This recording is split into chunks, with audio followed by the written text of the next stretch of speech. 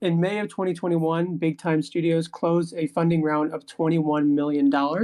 Your CEO recently stated we are creating the technology to make it easier for gaming companies to enter Web3, and it's a way for us to get to market. We are building our game first before we talk about marketplace. So that being said, do you have any information on how this all came together? How did you get someone who is a really important member of Decentraland off of such a large ecosystem and in a new game studio venture?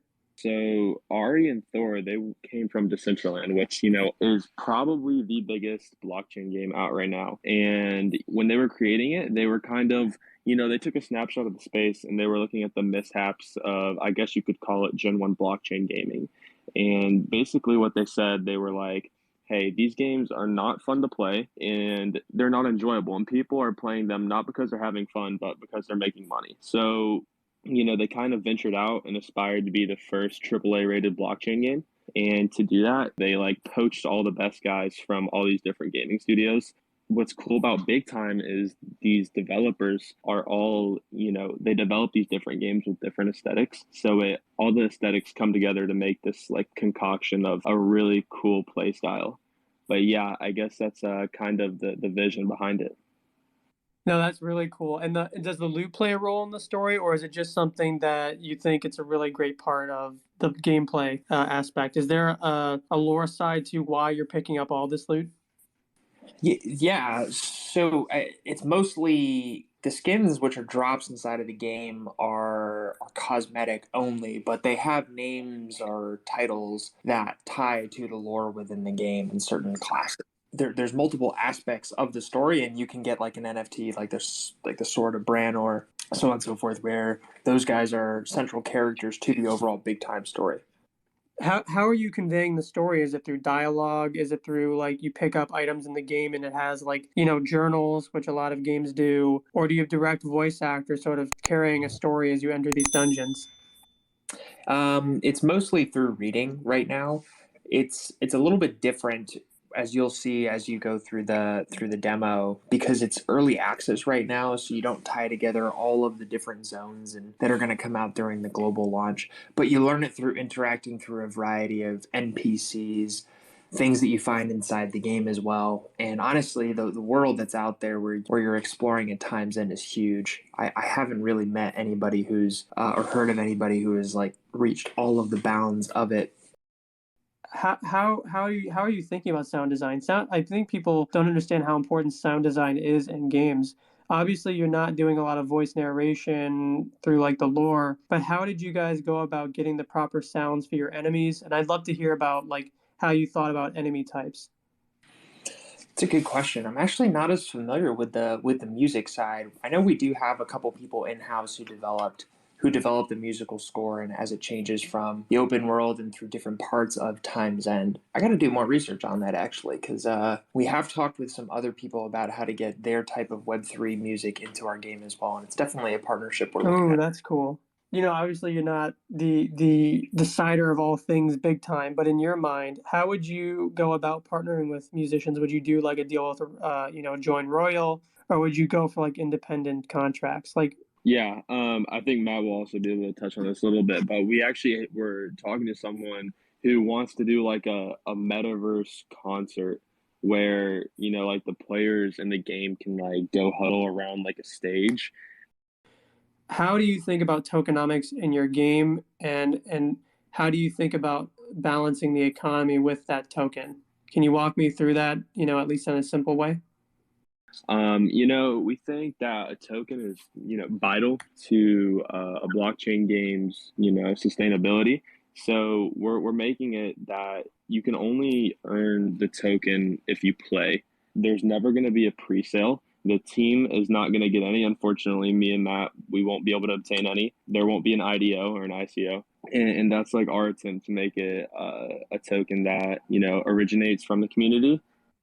So you got to play the game to get the token, and to get the token, which functions like an in-game currency, not entirely dissimilar from Smooth Love Potion in Axie, but you got to have space and an hourglass enabled in order to collect the token as droppable loot. So what it does is it incentivizes users to keep the token inside the game rather than to withdraw it for a profit. So you can use that token to buy certain things on the marketplace or unlock other things within BigTime. And that's all of that kind of contributes to an economy that we think is more stable in the long run, as opposed to kind of a strictly play to earn model where we think the long term sustainability of that is not great for the economy. Honestly, seeing that lack of stability is why we went for our particular token model and why we kind of rejected the two token model with governance and tied. We went for just one based on an in-game method. In order for the tokens to be dispersed on a DEX, does someone else need to play the game and then through their playing the game, it releases the token to the general market? Or are there tokens already at market that are pre-circulated? You got to play the game, and as loot drops and you pick up those tokens, you are going to be able to move them to a coin DEX, but you're not going to be able to buy those tokens before the game starts. We're not going to initially sell them on a coin DEX that you can then somehow bring into the game. Now, they are on chain, so users can move them, in and out of the game if they so choose, but you gotta play the game first to get it.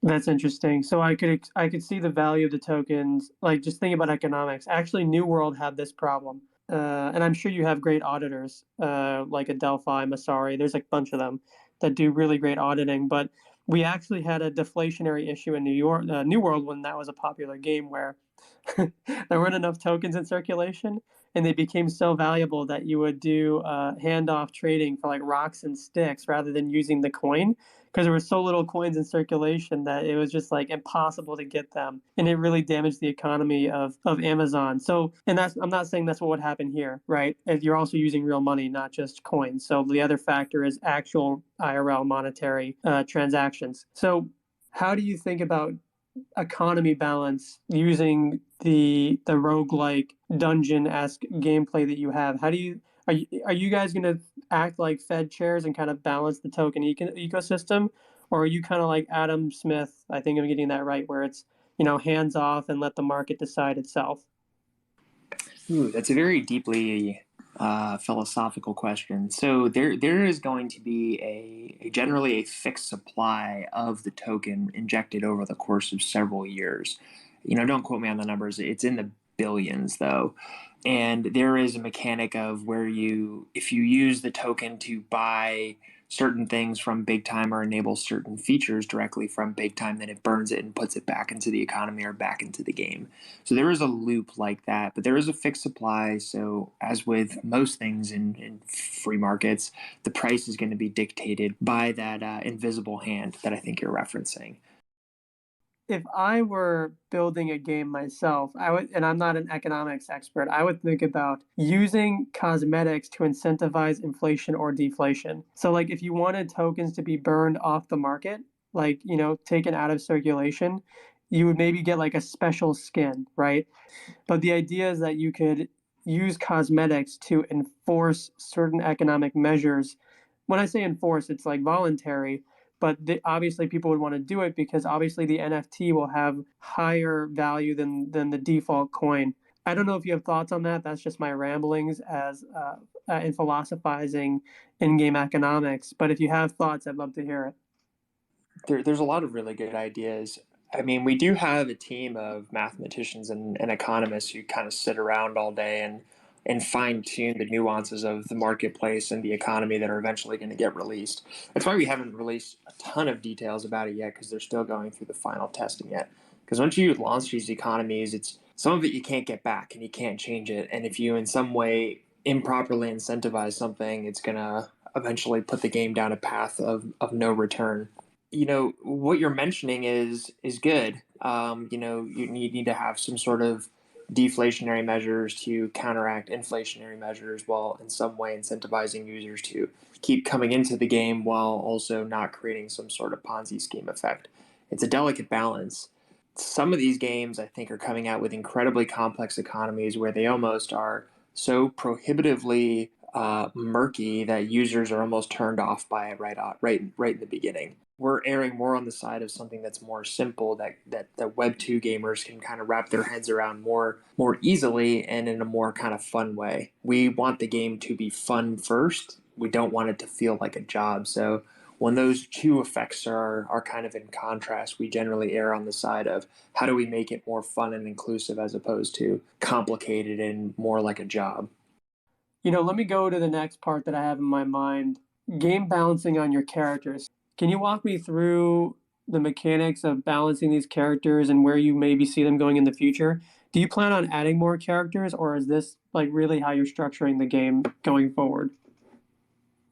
I think we're pretty committed to the four character base right now, in part because those are four standards, but they're highly modular. For example, just because you have a base character, the weapons for each base character are interchangeable.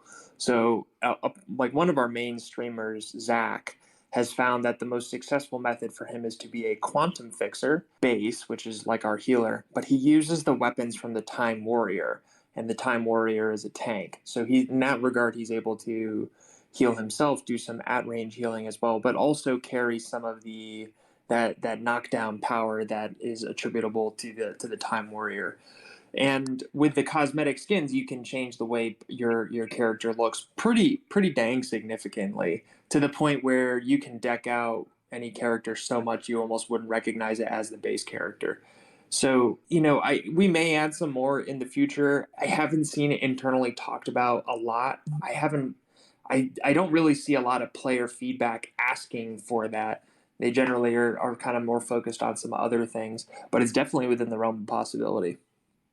And I'd like to segue to that about player metrics, player targeting. I mean, it's cost of customer acquisition, but it's cost of player acquisition. When you built this game, right? When your team built this game, who was the ideal player? Are you going for someone who's more in like the tier one? I hate saying the word tier one or first world because it's horrible. But how do I say this? Overprivileged gamers like Western Europeans and North Americans, or were you going the more axie approach? You were like, wow, there is a lot of opportunity in emerging markets to grow a fast player base. We definitely built the game to appeal more towards hardcore gamers than I think any other blockchain game has so far. And we designed multiple aspects of our game to bring them in. So, for example, our marketplace is going to be credit card accessible. You don't need to set up a wallet to play our game. You can sign up with a Google account. That being said, when you say you're the first AAA rated blockchain game and the founder of the company founded Decentraland, like back before NFTs were hot, it tends to bring in a lot of NFT and more typical blockchain enthusiasts.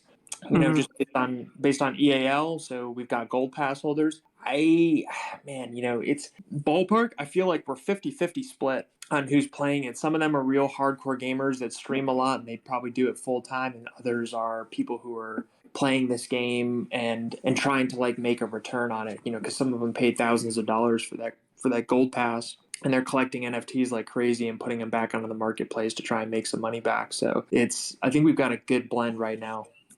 Am I to understand that currently are you built on Ethereum L2, or do you know the context there? Because I actually couldn't find that on your site, and I guess that's a good thing, because most players don't care. Yeah. The game itself is built on Unreal Engine 4. But when I say chain agnostic, like let's say you're Ethereum all the way, you're going to be able to move NFTs onto the Ethereum chain. If you're Polygon all the way, you can move them onto the Polygon chain, and then we're going to be able to move it onto more chains, especially as they come out with that vault technology. Our current marketplace, though, is off-chain. We have a one internally to make sure we can maintain the non-fungible part of that. But inside the BigTime marketplace, it's off-chain. That allows us to avoid things like gas fees. How are you thinking about sovereignty? And these are the difficult philosophical questions. There are hardcore blockchain gamers that may say things like, oh, if it's off marketplace or you can't sell across different marketplaces, then it might not qualify as an NFT. Or, is it using IPFS or other things of that nature? Could you talk about why you kind of have this part of it off chain, and if there's a solution as to how once you bring it back on chain, how it's verified as non-fungible? Some of that ties into the patented technology of the vault, especially the latter part of your question. Got But it. those hardcore blockchain gamers are a relatively small population. And yeah, it's hard to to build a game that's free to play and not pay to win, where you have to be basically a blockchain expert. Now we have our own ways of making sure that they are NFTs. We maintain the accountability that way that NFT enthusiasts care intensely about. But at the same time, we need it to be user friendly to people who don't want to set up a wallet. But conversely, what it does is it allows for a much, much larger population of players who can play the game. So you sacrificed some potential sovereignty for the value of getting the non-chain gamers into the experience of starting to play games that are based on blockchain technology. Has that sacrifice been fruitful for you, do you think?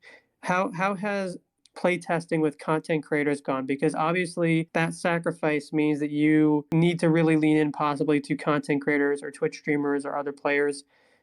So I would say overall the feedback from streamers and gamers has been good. You go back like a month or so in time before the early access launch, gamers didn't care a ton. It was really more like NFT people, blockchain gamer type people, but the hardcore gamers and streamers were like, I need something to play. I need to check it out myself. Like, I need to get my hands on it and see how it feels. So, consequently, on a marketing side, we've gone after gamers much more intensely over the last 3 or so weeks as we can actually get those people into the game and start playing it. The overall feedback has been good. We have gotten some of the kind of standard feedback of, hey, there's some bugs in here. Can you guys fix that? Hey, are there more worlds? I want to explore more places. To which we respond, hey, we're actively fixing those bugs every day. And yes, you are in early access. Not everything is going to be released. There's going to be a lot more by the time global launch comes around. But overall, I felt like the feedback has been really good. It's been pretty positive feedback, and man, there's some people putting in some epic sessions. Like we there's a bunch of people out in Korea who are at level 100, and just to put that in context, our developers who literally have spent the last 2 years making and testing this game, none of them got really above level 25 or 30, and they played it for like thousands of hours, and yet somehow 2.5 weeks in, we have a lot of people who are already like at level 100. It's been very interesting.